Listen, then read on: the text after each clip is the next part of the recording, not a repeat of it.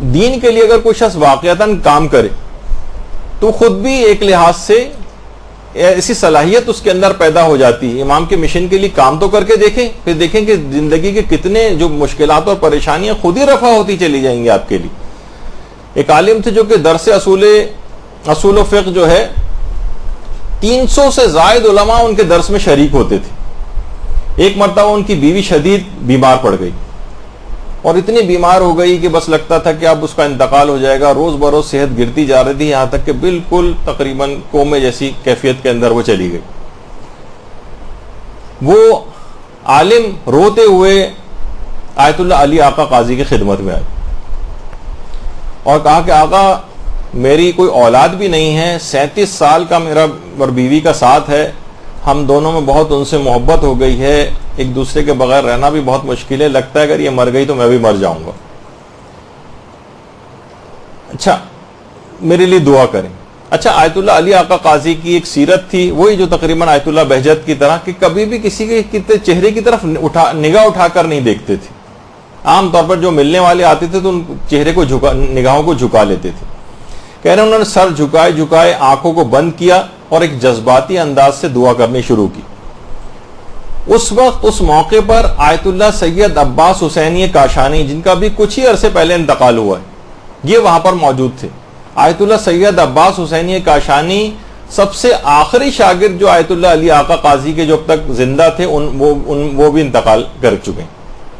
یعنی آخری شاگرد کو کہا جاتا ہے. اس کے بعد خیر کچھ آیت اللہ محمد حسین طباطبائی کا بھی انتقال ہو گیا, اس کے بعد حسن زادہ عاملی کا ایک لحاظ سے بس سمجھے آخری شاگردوں میں سے بس یہ چند افراد رہے اور یہ اس موقع پر موجود تھے. پہلے ان کے متعلق بتا دوں کہ 18 سال کی عمر میں آیت اللہ عباس حسینی کاشانی درجہ اجتہاد تک پہنچ گئے تھے اور تقریباً 3 سال تک آیت اللہ علی آقا قاضی کی خدمت میں رہے تھے. اور سمجھیں اس زمانے میں اتنی کم عمری میں ان کی خدمت میں وہاں پر موجود رہنا کہ اکثر علماء بھی حیران ہوتے تھے کہ بچہ یہاں پر کیا کر رہا ہے, لیکن اس زمانے میں بھی اتنی قابلیت ان کے اندر تھی. اور علی آقا قاضی کی خدمت میں رہتے تھے اور توکل اور خدا کی قضاء و قدر, اس کے فیصلوں پر اتنا زیادہ اعتماد تھا کہ حجت الاسلام المسلمین مولانا علی رضا رضوی صاحب جو کچھ عرصے پہلے تشریف لائے تھے, وہ خود بھی ان سے ملاقات کے لیے گئے تھے. آخری زندگی میں بہت ہی زیادہ بیمار رہے تھے اور اسی بیماری کے عالم میں انتقال کیا تھا, اور اتنے زیادہ سالوں تک بیمار رہے تھے کہ باقاعدہ ان کو ایوب العلماء بھی کہا جاتا ہے. علماء کے حضرت ایوب جس اعتبار سے اتنے عرصے تک بیمار رہے, 266 کتابیں لکھی, اپنی پوری زندگی میں بے پناہ دین کے سلسلے میں کام کیا. اور خود مولانا علی رضا رضوی صرف فرماتے ہیں کہ مجھ سے انہوں نے کہا, میری صرف اس کے لیے ایک اصلاح کے لیے ایک بات بتائی کہ اتنے عرصے سے میں بیمار ہوں, اتنے طویل ترین عرصے سے کہ اپنے کمرے سے باہر بھی نہیں جا سکا ہوں سال سے, اور حرکت نہیں کر پاتا ہوں, تب بھی ایک مرتبہ بھی اپنی بیماری کے سلسلے میں حرف شکایت میری زبان پر نہیں آیا. آیت اللہ عباس حسینی کاشانی فرماتے ہیں میں خود اس موقع پر موجود تھا جب وہ عالم آیت اللہ علی آقا قاضی کے پاس آئے اور اپنی بیوی کی بیماری کی شکایت کی. میں نے دیکھا کہ آیت اللہ علی آقا قاضی نے اپنے ہاتھوں کو آسمان کی طرف بلند کیا اور کچھ دیر دعا کی, اس کے بعد آنکھوں سے اپنے آنسوؤں کو صاف کیا اور کہا کہ جاؤ, خدا نے اس کو واپس لوٹا دیا. اللہم صلی علی محمد و علی محمد.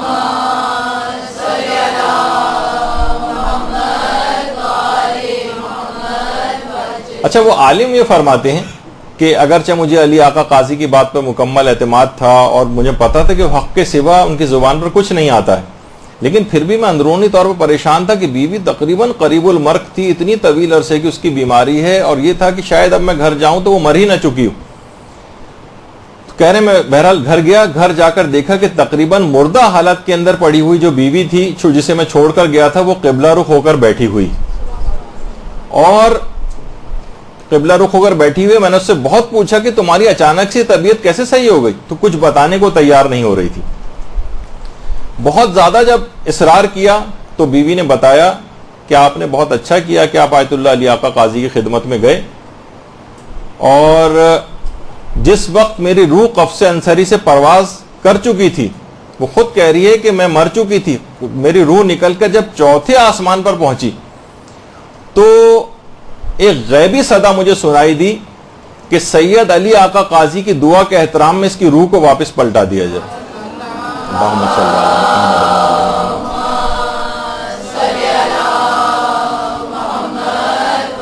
علی محمد. آیت اللہ عباس حسینی کاشانی اس واقعے کے عینی شاہدین کے اندر سے، انہوں نے اس واقعے کو اپنے انٹرویو کے اندر پورا نقل کیا تھا انتقال سے پہلے. تو دیکھیں یہ ہیں عالم دین، ان کی دعا کا احترام بھی ہوتا ہے، ان کے علم، عبادت، تقوی اور امام زمانہ کی اطاعت اور پیروی سے ان کو جو مقام حاصل ہوا ہے، ان کے مشن کے کاموں کے سلسلے میں حاصل ہوا ہے، تو اس سے انسان مستجاب الدعوات بھی ہو جاتا ہے. یعنی ایک دفعہ انسان ان کے مشن کے لیے کام کرنا شروع کرے، امام کے لیے کام کرنا شروع کرے، امام کو راضی و خوشنود کر لے، تو کتنی چیزیں اس کے صاحب کرامت اس کو بنا دیتی ہیں. برحمتك يا أرحم الراحمين وصلى الله على محمد وآله